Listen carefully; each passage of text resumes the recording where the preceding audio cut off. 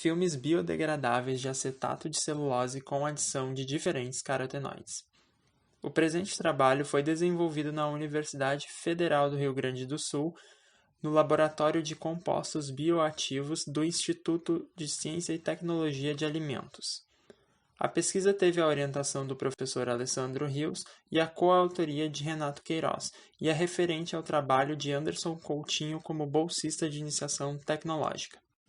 A indústria de alimentos é uma das mais poluentes no quesito de embalagens, e tal fato se deve ao amplo uso do plástico convencional, derivado do petróleo, que requer um longo tempo para sua decomposição no meio ambiente. Em função disso, o objetivo desse trabalho foi desenvolver embalagens biodegradáveis a partir do acetato de celulose, realizando a adição de carotenoides, de forma a se obter uma embalagem com propriedades ativas para aplicação em alimentos, bem como avaliar sua atividade antioxidante e liberação para líquido simulante ao longo do tempo.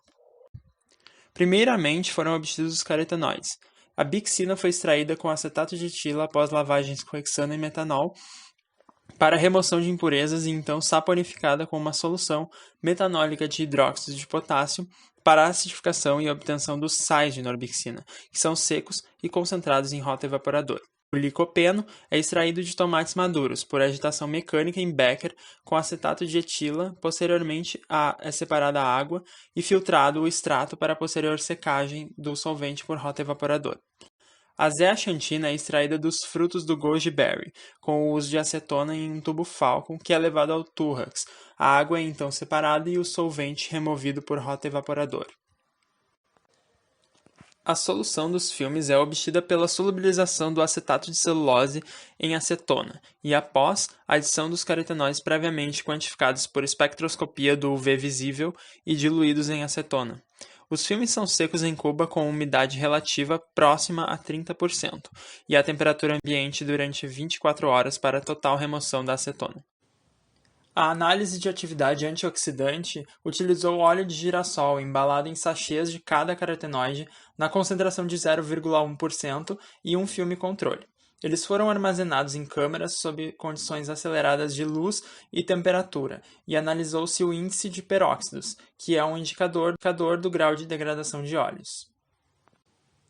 Na análise de liberação, utilizou-se o etanol 95%, simulando alimentos lipofílicos. Para tanto, foram armazenados filmes em frascos com etanol, onde alíquotas eram retiradas e lidas em espectrofotômetro para comparação com curva padrão previamente obtida. Quanto ao resultado do índice de peróxidos, no gráfico, cada cor representa um dia em que foi realizada a análise e o eixo vertical mede a quantidade de peróxidos naquele dia, em miliequivalentes por quilo de óleo. Os filmes ativos se mantiveram estáveis por mais tempo em relação ao filme controle, como esperado pela ação antioxidante dos carotenoides. Os óleos embalados no filme de norbixina e licopeno apresentaram maior estabilidade com índices de peróxidos de 6,7 miliequivalentes por quilo e 12 miliequivalentes por quilo no dia 9, respectivamente. A Codex Alimentarius estabelece um limite de 10 miliequivalentes por quilo de peróxidos em um óleo vegetal apto para o consumo. O filme de norbixina ultrapassou esse limite somente no dia 15, quando obteve 14,5 miliequivalentes por quilo. No filme de licopeno, esse limite foi alcançado no dia 9, enquanto o filme de zeaxantina já no dia 3. Quanto à liberação, como era esperado, o ensaio realizado a 40 graus Celsius acelerou a liberação em relação ao de 25 graus Celsius. O licopeno obteve maior liberação e a zeaxantina a menor, em ambas as temperaturas. Esse resultado pode estar relacionado à interação intermolecular da ligação de hidrogênio dos grupos hidroxila do acetato de celulose, polímero, com os carotenoides norbixina e zeaxantina, sendo que a norbixina apresentou um perfil ideal de liberação ao longo do tempo em relação à zeaxantina e o licopeno. Com base nesse estudo, foi possível verificar que os filmes desenvolvidos são de coloração mais atrativa e conferem maior estabilidade ao óleo embalado. Também pode-se inferir que a norbixina é o carotenoide mais adequado, pois apresentou uma liberação gradual ao longo do armazenamento, além de possuir maior atividade antioxidante conforme o índice de peróxidos.